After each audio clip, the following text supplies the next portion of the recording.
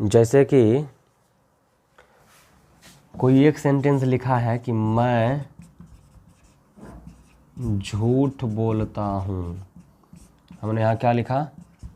मैं झूठ बोलता हूँ। तो सबसे पहले तो तुम लोग को क्या इंग्लिश में पता ही है ना कि इंग्लिश में सबसे पहले सब्जेक्ट, तब वर्ब, तब ऑब्जेक्ट आता है। वर्ब भी दो तरीके का, एक मेन वर्ब, एक हेल्पिंग वर्ब। तो सबसे पहले हिंदी में देखो सब्जेक्ट कौन है, ये झूठ बोलने का काम कौन कर रहा है? आई, यानी कि आई सब्जेक्ट है। तो मैं का इंग्लिश पहले लिखेंगे आई, अब सब्जेक्ट के बाद वर्ब न खोजना है। तो झूठ बोलना क्या है? वर्ब है। और झूठ बोलना का क्या होता है? टेल ए लाई। ये तीनों मिला के होता है टेल ए लाई। ये तीनों एक साथ ही आता है, जिसका मतलब होता है झूठ बोलना।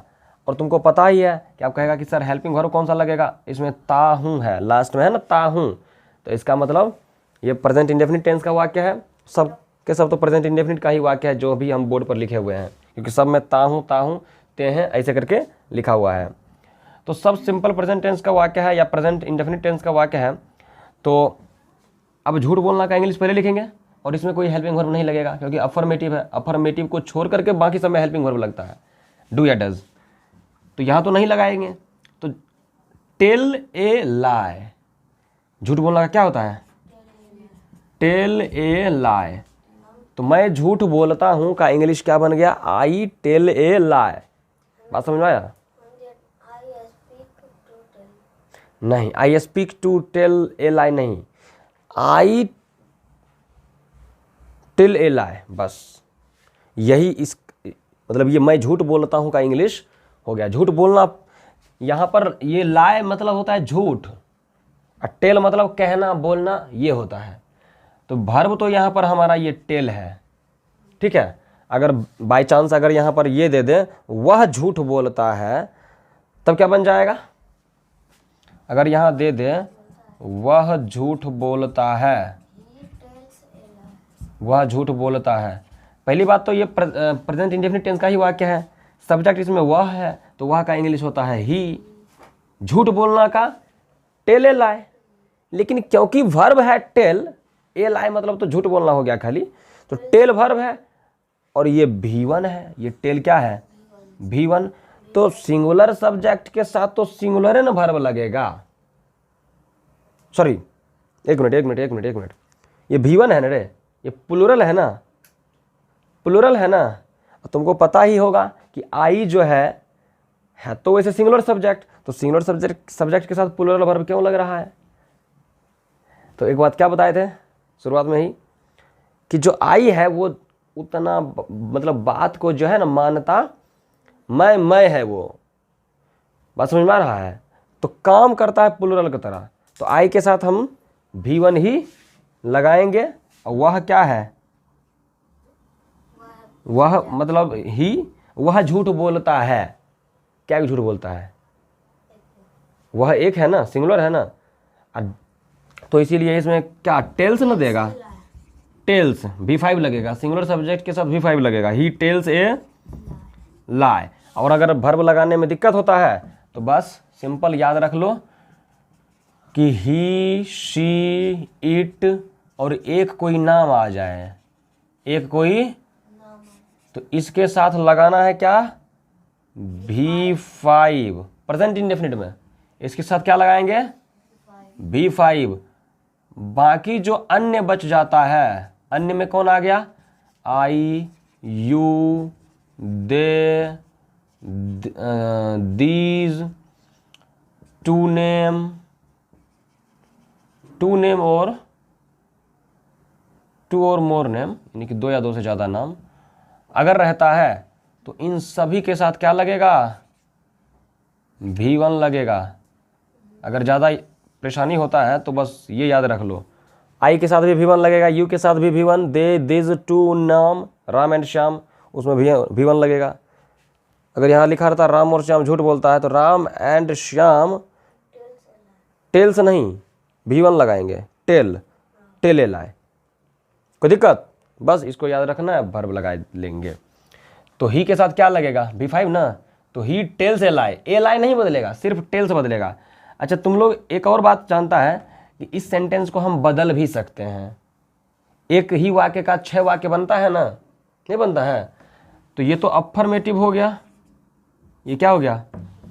अफर्मेटिव। अब हम नेगेटिव सेंटेंस बनाते हैं। क्या? तो नेगेटिव सेंटेंस में क्या बनेगा?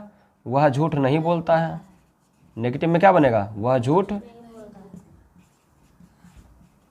नहीं बोलता है।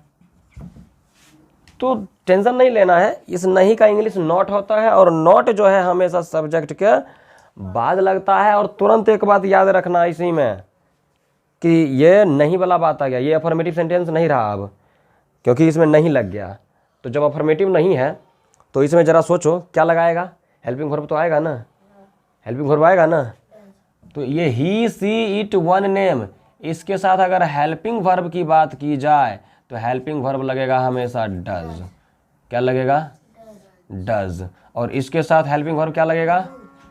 डू। अगर लगेगा तो जैसे कि ही के साथ यहाँ पर हेल्पिंग वर्ब लगेगा, क्योंकि नहीं आ गया है, तो he does, helping verb does, he does not. अच्छा, जैसे ही डज लगेगा वैसे ही उसमें, वैसे तो ही के साथ क्या लगता है? V5 ना, तो यहाँ टेल से लाए होना चाहिए, लेकिन नहीं होगा। क्यों? क्योंकि जैसे ही डज लग जाता है, हेल्पिंग वर्ब जैसे ही लग जाता है प्रेजेंट इंडेफिनिट में, वैसे ही उसमें जितना जहाँ जहाँ V5 या कुछ भी लगता है ना, हर जगह V1 ही लगने लगता है, हर जगह। बात समझ में आ रहा है? तो he does not tell a lie होगा। क्या होगा?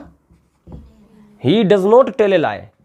टेल्स नहीं देंगे, ही के साथ टेल्स लगा है, लेकिन ये अफर्मेटिव में है, ये अफर्मेटिव में है, ये अफर्मेटिव सेंटेंस है। तो he does not tell a lie. बोलो, समझ में आ रहा है बात?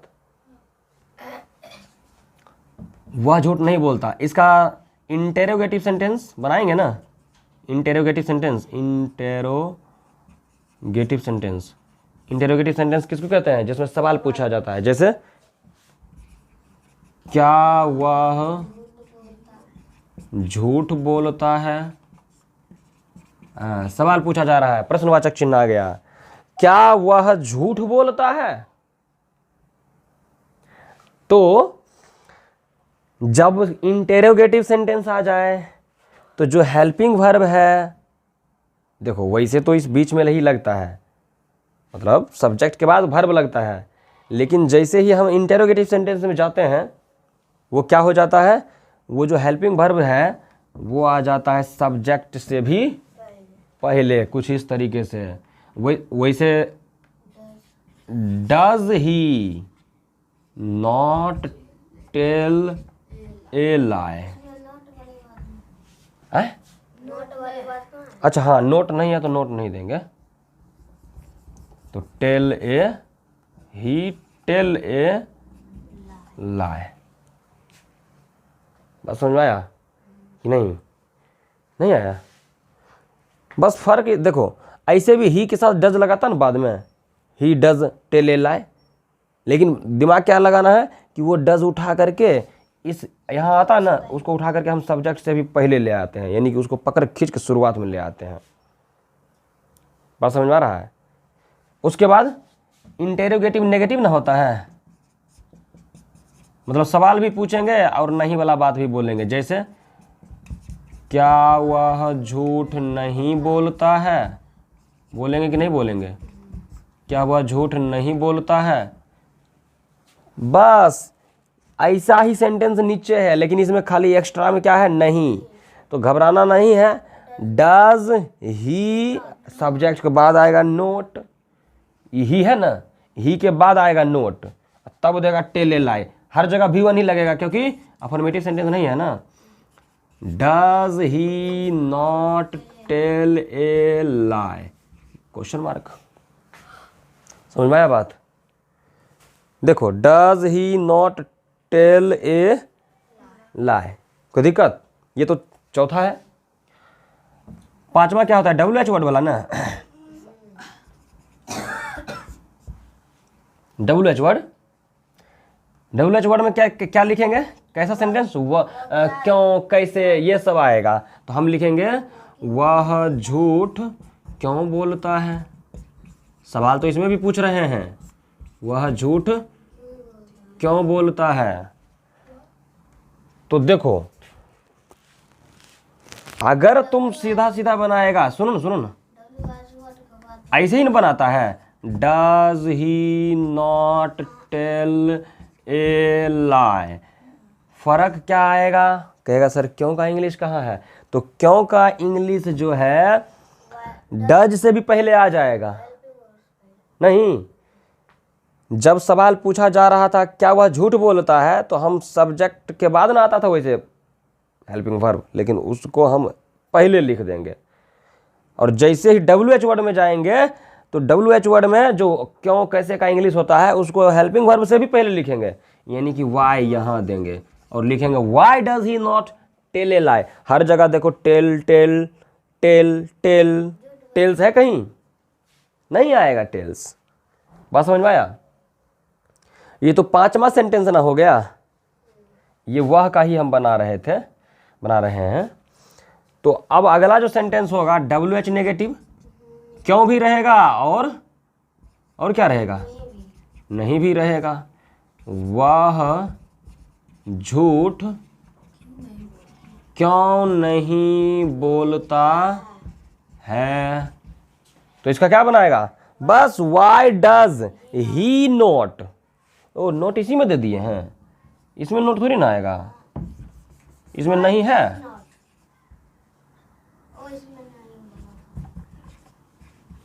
इसमें देखो वह झूठ क्यों बोलता है, इसमें नहीं है ही नहीं, तो हम नोट क्यों लगाए, नीचे न लगाएंगे। Why does he not tell a lie, बोलो, ही के बाद नोट दे दिए, कोई दिक्कत है, बोलो ना। तो ये है एक सेंटेंस का हम 6 सेंटेंस कुछ इस तरीके से बनाते हैं। ध्यान देने वाली बात इसमें बस ये है कि यहाँ से ध्यान दो, ही टेल्स ए लाई, जैसे ही नेगेटिव सेंटेंस आया ही के तुरंत बाद यहाँ पर क्या लगा है, हेल्पिंग वर्ब। क्यों, क्योंकि अफर्मेटिव सेंटेंस में हेल्पिंग वर्ब नहीं लगता, लेकिन बाकी में तो ये तो सेंटेंस वह झूठ नहीं बोलता है, ये तो अफर्मेटिव नहीं है ना, नेगेटिव सेंटेंस है, तो इसमें हेल्पिंग वर्ब लगेगा, सब्जेक्ट के बाद लगता है। He does not tell a lie, नहीं। अच्छा नीचे कहाँ है, तो क्या वह झूठ बोलता है, ये हो गया इंटेरोगेटिव सेंटेंस। ये कौन सा सेंटेंस हो गया, इंटेरोगेटिव सेंटेंस, इंटेरोगेटिव। तो इंटेरोगेटिव में क्या होता है, हेल्पिंग वर्ब भी पहले आ जाता है, सब्जेक्ट से पहले आ जाता है। तब कहेंगे डज ही टेल ए लाई, क्योंकि जैसे ही डज लगने लगता है, जो V5 लगा रहे थे हम यहाँ, ये V5 वो V1 हर जगह V1 लगेगा। टेल टेल टेल, क्योंकि सब के सब अफर्मेटिव नहीं है, तो जब सब के सब अफर्मेटिव नहीं है तो हर जगह क्या लगाएंगे, हम V1 लगाएंगे। इंडेफिनिट की बात है, इसमें सिर्फ इंडेफिनिट में प्रॉब्लम होता है थोड़ा सा, लेकिन ध्यान देगा तो प्रॉब्लम नहीं होगा। प्रेजेंट कंटिन्यूअस में जाएंगे तो हर जगह V4 लगेगा, कभी भी तुमको दिक्कत नहीं होगा। कभी भी हम ये नहीं बोलेंगे कि अफर्मेटिव आएगा तो नहीं लगेगा, चाहे लगेगा, या बाकी सेंटेंस आता है तो उसमें जो है हेल्पिंग वर्ब लगा देंगे। इसमें 2 वर्ब लगाना होता है, और इंडेफिनिट में ही ऐसा नियम है कि अफर्मेटिव में V5 लगाएंगे और हेल्पिंग वर्ब नहीं लगाएंगे। अब बाकी सेंटेंस जब भी आएगा तो हेल्पिंग वर्ब भी लगाएंगे, और जैसे ही हेल्पिंग वर्ब आएगा बाकी V1 बन जाएगा। ये इंडेफिनिट में हम सिर्फ कहते हैं, बाकी टेंस जब हम बनाएंगे तो उसमें वो नहीं कहते हैं। बात समझ में आ रहा है। तो इसमें बस ध्यान देना है कि इंटेरोगेटिव सेंटेंस जो होता है उसमें हेल्पिंग वर्ब जो है ही डज होता, ही के बाद डज आता, लेकिन डज पहले आ जाएगा। नीचे भी इंटेरोगेटिव सेंटेंस है, क्या वह झूठ नहीं बोलता है, ये भी नेगेटिव इंटेरोगेटिव है, क्योंकि इंटेरोगेटिव के साथ साथ नेगेटिव है, नहीं वाला बात लिखा हुआ है। तो ही से पहले ही डज आएगा, लेकिन नोट ही के बाद ही आएगा, नोट लेकिन ही के बाद ही आएगा। अच्छा, जैसे ही क्यों कैसे वाला सवाल आएगा, वह झूठ क्यों बोलता है, तो डज से भी पहले वाई आ जाएगा, डज से भी पहले वाई आ जाएगा। और ही के बाद ही नोट लगेगा हमेशा, ऑलवेज। बात समझ में आया? तो एक सेंटेंस को इस तरीके से बना सकते हैं ना, हम बना सकते हैं कि नहीं बना सकते हैं?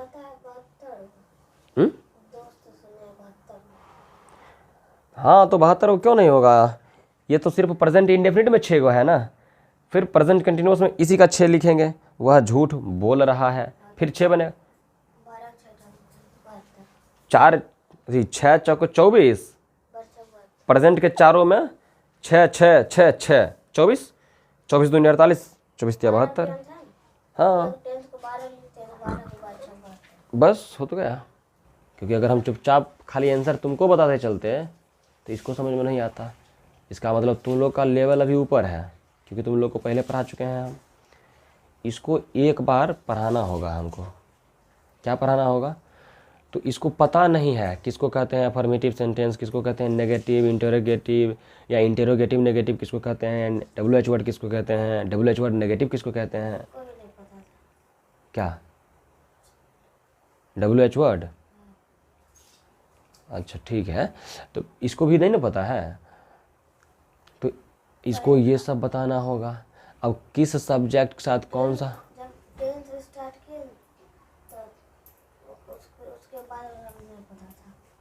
हो सकता है। तो ये सब दिक्कत है ये लोग का। सब्जेक्ट हो सकता है थोड़ा बताए हैं, लेकिन एक अलग वीडियो में खुद बहुत सारा सेंटेंस लेके तो नहीं ना बताए हैं। बताए हैं क्या? तो इसको जो है ना, आज हम ये वीडियो बना के ज़रूर दे देंगे, तो रिकॉर्ड हो जाएगा कम से कम। 6 बजे तक खाना एकदम बना के रेडी रखना है, तुरंत खाना खाएंगे और तुरंत यहाँ पढ़ाएंगे, हैं?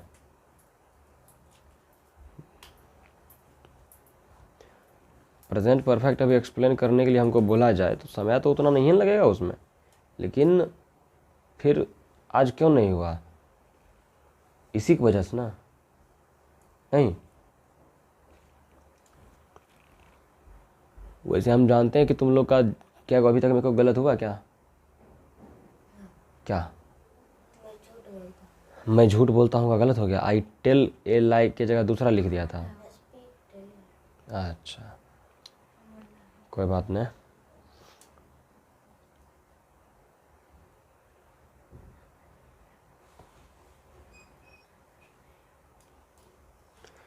चलो ठीक है।